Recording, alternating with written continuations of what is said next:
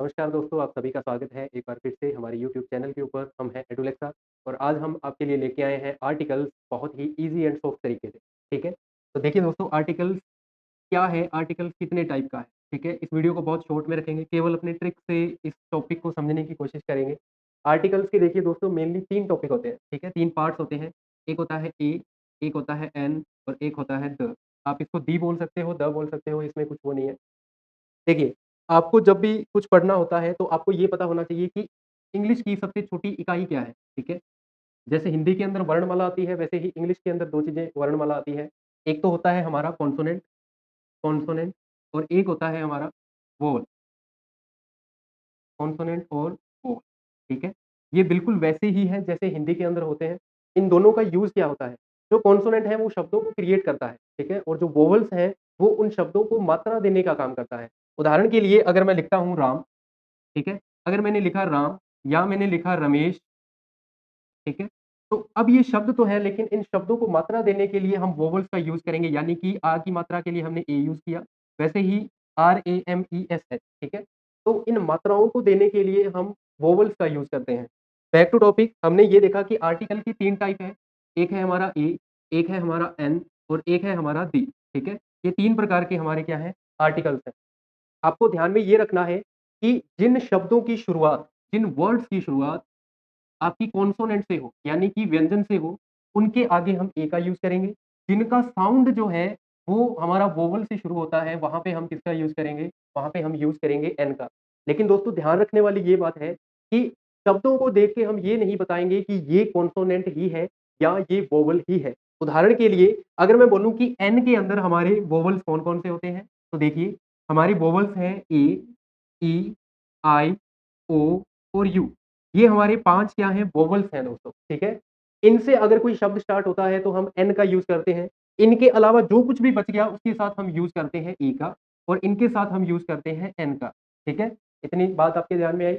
अब आपको एक चीज़ का ध्यान ये रखना पड़ेगा कि अगर मैंने बोला कि ए, ई, आई, ओ, यू, इनके साथ ए, ई, आई, ओ, यू, ठीक है? इनके साथ अगर मैं हमेशा एन का यूज़ करूँगा और बाकी जो इंग्लिश के अल्फ़ाबेट्स बच गए, ठीक है? उनके साथ मैं किसका यूज़ करूँगा? ई का यूज़ करूँगा। तो ये बात मेरी कुछ हद तक सही भी है और कुछ हद तक गलत भी है, ठीक है? किस प्रकार से?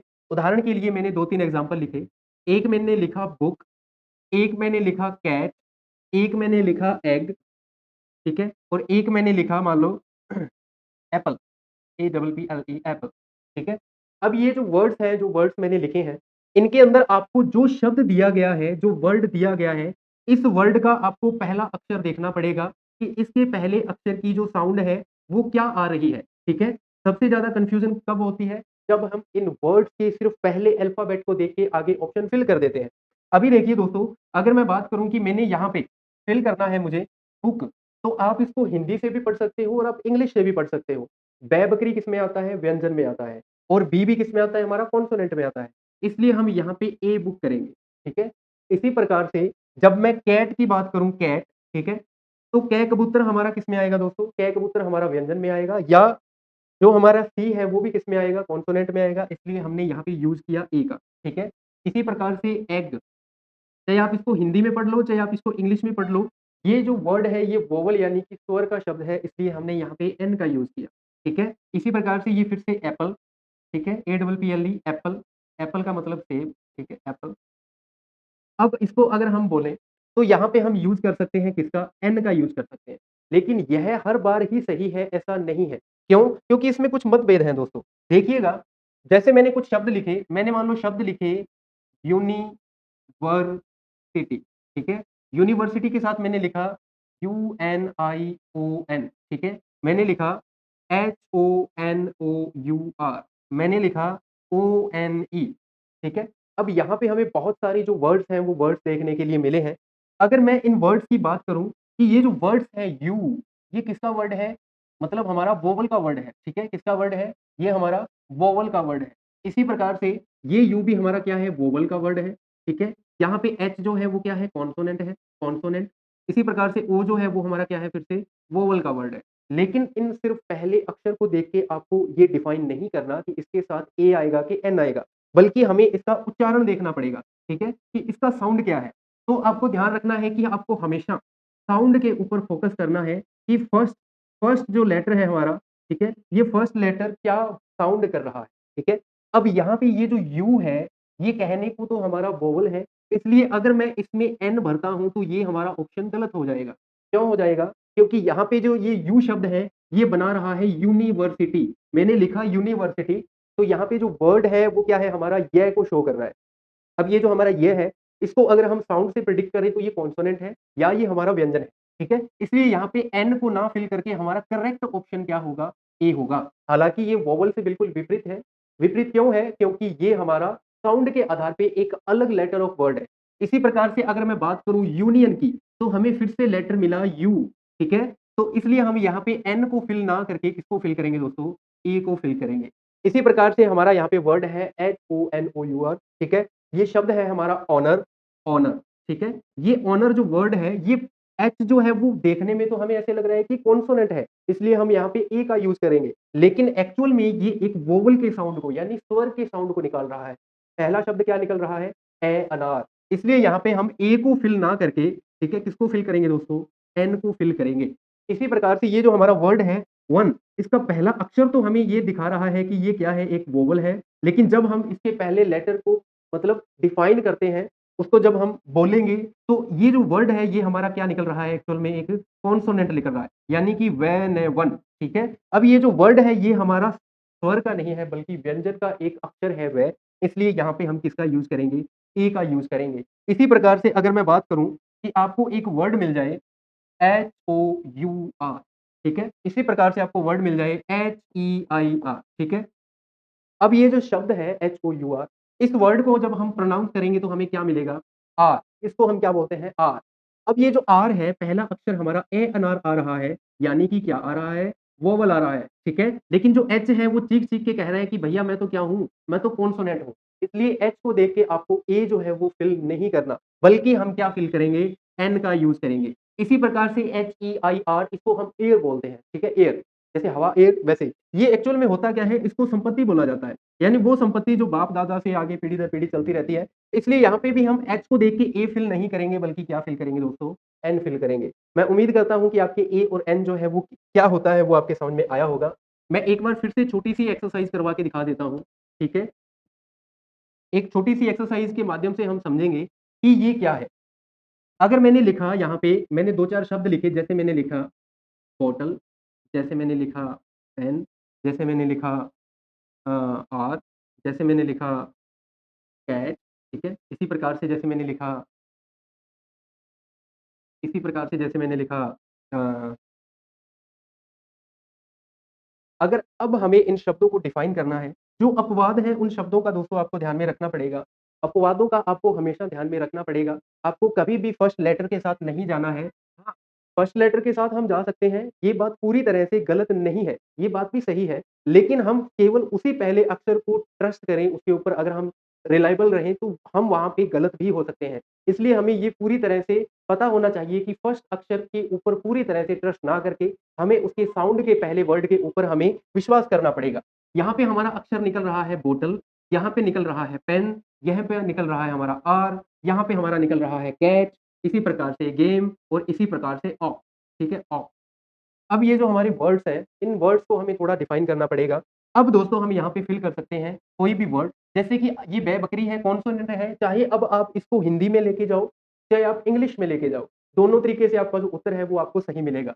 बॉटल है तो क्या फिल होगा? ए, पेन है तो क्या फिल होगा? ए, आर है तो क्या फिल होगा? एन, इसी प्रकार से कैट है तो ए, गेम है तो ए और ऑक्स है तो हमारा एन, ठीक है?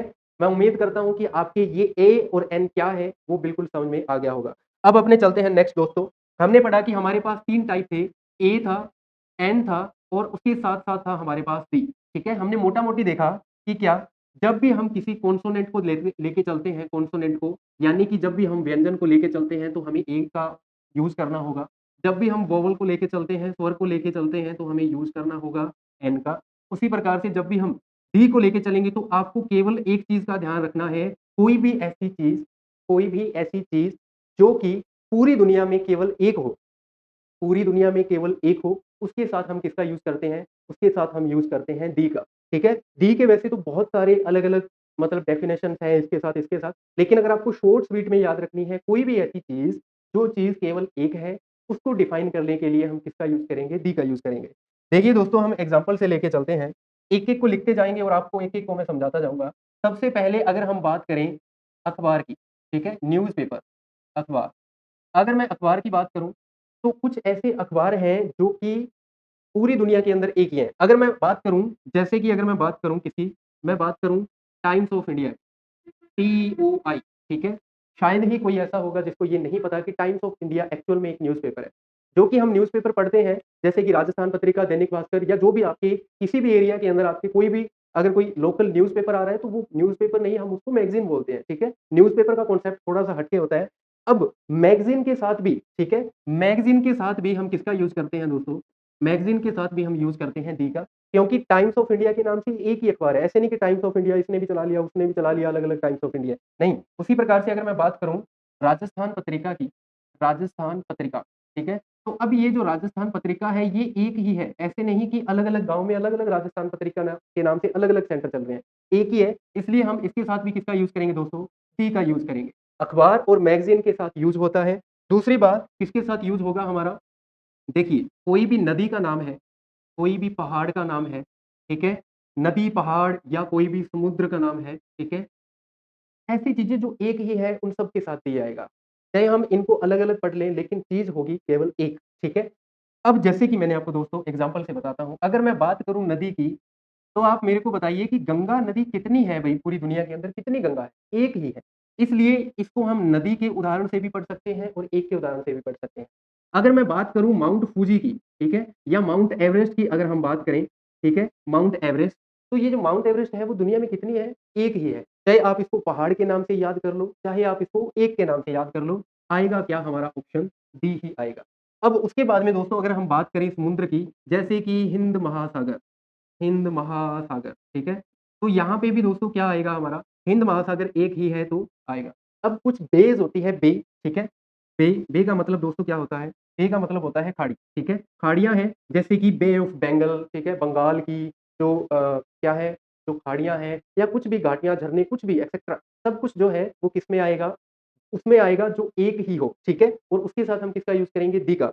अब चाहे मैं बोलने को ये बोल दूँ कि अमेज़न फॉरेस्ट, ठीक है?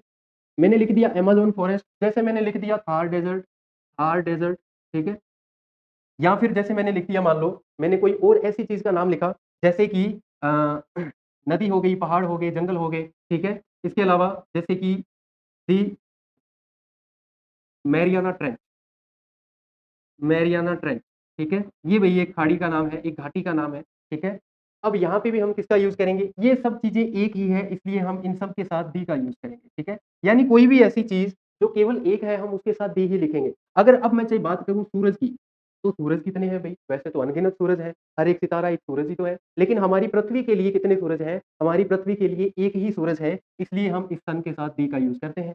अब मैंने पूछा कि भैया आप मेरे को बताओ कि चाँद कितने हैं? ठीक है? हमारे इस यूनिवर्स के अंदर, ठीक है? हमारे इस ब्रह्मांड में बहुत सारे चाँद हैं, ठीक है? अलग-अलग ग्रह के पास अलग-अलग चाँद हैं, जैसे पृथ्वी के पास 1 है या बहुत सारे जैसे बृहस्पति है तो उसके पास पता ही नहीं कितने सारे मून्स जो हैं उसके ऑर्बिट में सर्कल करते हैं। लेकिन हमारे लिए चाँद जो है वो एक ही है इसलिए हमने यहाँ पे यूज़ किसका किया? टी का यूज़ किया। अब आपको सिर्फ़ याद इतना ही रखना है कि कोई भी ऐसी चीज़ जो केवल एक है, उसके लिए हम किसका यूज़ करेंगे? डी का यूज़ करेंगे, ठीक है? अब चाहे वो सूरज हो, चाहे चाँद हो, नदी हो, पहाड़ हो, झरना हो, कुछ भी हो, ठीक है? धार्मिक ग्रंथों के साथ भई आपको याद रखना पड़ेगा। धार्मिक ग्रंथ के साथ हम हमेशा किसका यूज़ करते हैं? डी का यूज़ करते हैं। स्क्रिप्चर्स होते हैं ना, होली स्क्रिप्चर्स, ठीक है? पवित्र पुस्तक हमारी होली बुक्स, उनके साथ हम किसका यूज़ करेंगे? डी का। अब जैसे कि उदाहरण के लिए मैंने लिखा गीता, ठीक है? या फिर मैंने उदाहरण के लिए लिखा मान लो रामायण, पुराण, ठीक है? या फिर कोई भी, ठीक है? गुरु ग्रंथ साहिब कुछ भी है, जो भी हमारी धार्मिक पुस्तक है, उसके साथ हमेशा किसका यूज़ होगा? डी का यूज़ होगा भई। किसका यूज़ होगा? डी का। क्योंकि ग्रंथ तो एक ही है, उसके स्वरूप अलग-अलग बने हुए हैं, ठीक है? इसी प्रकार से दोस्तों, अगर मैं बात करूँ, यहाँ पे एक एक्सेप्शन है, आपको थोड़ा-सा ध्यान में रखना पड़ेगा भई। आजकल बड़े क्वेश्चन आ रहे हैं इसके ऊपर, कि कोई भी धार्मिक अगर ग्रंथ है, धार्मिक ग्रंथ के साथ अगर उसके ऑथर का नाम आता है, ठीक है? उसके लेखक का नाम आता है, तो उसके साथ हम दी का यूज़ नहीं करेंगे। उदाहरण के लिए मैंने लिखा रामायणा, ठीक है? और एक मैंने लिखा वाल्मीकिज़, वाल्मीकि's रामायणा, ठीक है। अब यहाँ पे है तो किसका जिक्र हो रहा है भाई? रामायण का ही जिक्र हो रहा है। लेकिन यहाँ पे थोड़ा-सा आपको ध्यान में ये रखना पड़ेगा कि यहाँ पे हमारी डायरेक्ट होली बुक का नाम है तो दी आएगा। यहाँ पे हमारे लेखक का नाम आ गया, वाल्मीकि जी का नाम आ गया, इसलिए हम किसका यूज़, दी का यूज़ यहाँ पे नहीं करेंगे। ये चीज़ ध्यान में रखनी है आपको, ठीक है। इसके अलावा दोस्तों मैं आपको थोड़ी-सी एक यूनिक चीज़ बताऊँगा जो कि आजकल बहुत पॉपुलर चल रही है। एक तो आपको ध्यान में रखना है कि जब भी कोई नाउन जो है वो रिपीट होती है ना, नाउन रिपीट जितनी बार होगी उतनी बार उसके साथ दी का यूज़ होगा ही होगा। उदाहरण के लिए जैसे मैंने आपके सामने एक सेंटेंस लिखा, मैंने लिखा once upon a time, once upon a time there there was a king, there was a king dash dash dash, king was was very kind, very kind dash dash dash, ठीक है। King was a young young leader, ठीक है? या मैंने कुछ भी लिखा। अब यहाँ पे आपको ध्यान में ये रखना है दोस्तों कि जब हमने यहाँ पे पहली बार इस किंग को पढ़ा, तो इसका पहला अक्षर क्या है? कबूतर यानी कि हमारा व्यंजन यानी कॉन्सोनेंट है, इसलिए यहाँ पे क्या आया? दी। अब यहाँ पे जो किंग वर्ड है, ये बार-बार रिपीट हो रहा है देखो। यहाँ पे हमारा मेन वर्ड है, यहाँ पे रिपीट हुआ तो रिपीट के साथ दी आएगा, यहाँ पे रिपीट हुआ तो रिपीट के साथ क्या आएगा? दी आएगा। Once upon a time there was a king, the king was very kind, the king was young leader, ठीक है? इस प्रकार से हमारे जो वर्ड्स हैं वो आते हैं। अब आपको एक चीज़ का छोटा-सा ध्यान और रखना पड़ेगा दोस्तों, जब भी जब भी हम 3 शब्दों का आपको ध्यान में रखना पड़ेगा। पहला तो क्या? ट्रेन, ठीक है? मैंने हाल ही में कुछ अ, जो पेपर्स हैं वो देखे थे, जिनके अंदर इनका ज़िक्र हुआ था। ट्रेन, प्लेन और शिप, ठीक है? हमारी रेलगाड़ी, वायुयान और जहाज, समुद्री जहाज। अगर ये शब्द आते हैं, केवल ये शब्द, जैसे कि ट्रेन आ गया, ठीक है? जैसे कि ट्रेन आ गया, जैसे कि खुद ब खुद शब्द आ गया प्लेन या फिर हमारा शब्द आ गया शिप, ठीक है? तो यहाँ पे टै टमाटर, पै पतंग और सै की वजह से तीनों के साथ हम क्या यूज़ करेंगे? ए यूज़ करेंगे। लेकिन अगर इनका नाम आ जाता है, तो हम वहाँ पे हमें थोड़ा-सा ध्यान में रखना पड़ेगा। अगर इनका नाम आ जाता है, तो क्या होगा? जैसे कि मैंने लिखा कालका एक्सप्रेस, कालका एक्सप्रेस, ठीक है? जैसे मैंने नाम लिखा एक पानी वाले जहाज का जैसे कि विक्रांत, ठीक है? विक्रांत हमारे भारत का जहाजी बेड़ा था, ठीक है? एक फाइटर शिप। और अगर मैंने नाम लिख दिया मान लो विक्टोरिया, ठीक है? विक्टोरिया वो विक्टोरिया क्वीन नहीं है भई ये विक्टोरिया प्लेन का नाम है, ठीक है? जहाज का नाम है। अब आपको यहाँ पे ये पता होना चाहिए कि ये क्या है? एक रेलगाड़ी का नाम है तो इसके आगे हम दी लगाएँगे, दी कालका एक्सप्रेस, दी विक्रांत, ठीक है? और दी विक्टोरिया। इनके आगे भी हम किसका ज़िक्र करते हैं दोस्तों? डी का यूज़ करते हैं। तो मेनली हमने क्या पढ़ा? मेनली दोस्तों हमने पढ़ा कि हम ए का यूज़ कहाँ करेंगे? जहाँ पे व्यंजन हो, यानी कि कॉन्सोनेंट हो। एन का यूज़ कहाँ करेंगे? जहाँ पे स्वर हो, यानी कि वोवेल्स हो, ठीक है? और डी का यूज़ क कहाँ करेंगे? मोस्टली वहाँ जहाँ जो कोई भी चीज़ है अगर वो केवल एक है, ठीक है? केवल एक, ठीक है? अब उदाहरण के लिए मैंने लिखा कि आईफीएल टावर के आगे क्या आएगा? ठीक है? जैसे मैंने पूछा कि ताज होटल के आगे क्या आएगा? ताजमहल के आगे क्या आएगा? कुतुब मीनार के आगे क्या आएगा? लाल किले के आगे क्या आएगा? ठीक है? वहाँ पे क्या आएगा? वहाँ पे आपको थोड़ा-सा ध्यान में रखना पड़ेगा। एक चीज़ और आपको थोड़ा-सा दोस्तों एक चीज़ और आपको थोड़ा-सा ध्यान में रखना है। आजकल पूछा जाता है कि देशों के नाम के साथ क्या आता है? देशों के नाम के साथ। क्या हम इसके आगे ए का यूज़ करेंगे, एन का यूज़ करेंगे या हम डी का यूज़ करेंगे? यहाँ पे आपको थोड़ा-सा ध्यान में रखना है। अगर केवल एक कंट्री, केवल एक देश है, जैसे मैंने लिखा इंडिया, ठीक है? मैंने लिखा इंडिया, भारत केवल एक देश है इसलिए हम इसके आगे दी का यूज़ नहीं करेंगे दोस्तों, ध्यान में रखना है। किन देशों के आगे दी का यूज़ होता है? वो देश जो कि एक संयुक्त देश होते हैं, जो बहुत सारे छोटे-छोटे राज्यों से मिलके देश बना होता है, जिनको हम यूनाइटेड बोलते हैं, यूनाइटेड नेशंस बोलते हैं। जैसे कि मैंने बोला यूएई, यूनाइटेड अरब एमिरेट, इसी प्रकार से मैंने बोला यूके, ठीक है? United kingdom. जैसे मैंने बोला USA, United states of America. अब ये एक संयुक्त देश है इसलिए हम इनके साथ किसका यूज़ करते हैं? दी का यूज़ करते हैं। लेकिन अगर वो केवल एकमात्र देश है जैसे मैंने लिखा पाकिस्तान, ठीक है? तो यहाँ पे जो पाकिस्तान है वो भई एक्चुअल में केवल एक कंट्री है जैसे इंडिया है तो इनके आगे हम दी का यूज़ नहीं करेंगे। उम्मीद करता हूँ दोस्तों आप सभी के बहुत अच्छे से समझ में आई होगी हमारी क्लास, ठीक है? नहीं आई तो आप एक बार फिर से ज़रूर देखिएगा, आपके बिल्कुल बहुत अच्छे तरीके से समझ में आएगा। हमसे जुड़े रहने के लिए धन्यवाद। हम हैं एडुलेक्स।